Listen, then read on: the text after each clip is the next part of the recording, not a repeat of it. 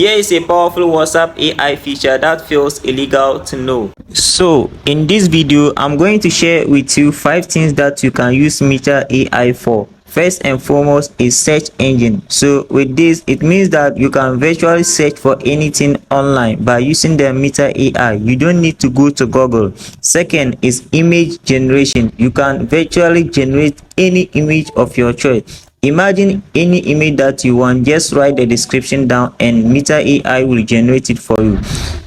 Next one is advisory. Meter AI can give you advice on anything. So let's assume that you are somebody who have a business idea but you don't know how to go about it. Ask Meter AI about your business and Meter AI will do all the job for you. It will be like someone or a business consultant that you have employed to work with you.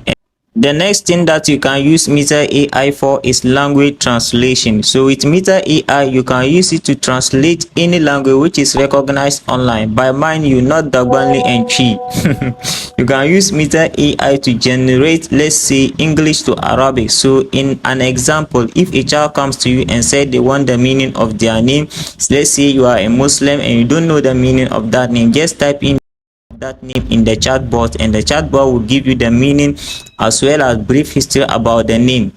Last but not the least, you can use Meter AI to generate any script or any assignment. So you can use Meter AI to write any assignment. Let's say if you want to write formal letter, you can state specific out that you want to write a formal letter with Meter AI. In all, the most important aspect of any AI tool is to learn how to use it. And with regards to image generation and script writing, the most important skill that you need to learn is prompt engineering. So if you are receiving value from this video, kindly make sure you like, subscribe to this channel, and also make sure you share it so that more people can learn from our tutorial. Thank you for watching this video and see you in the next video.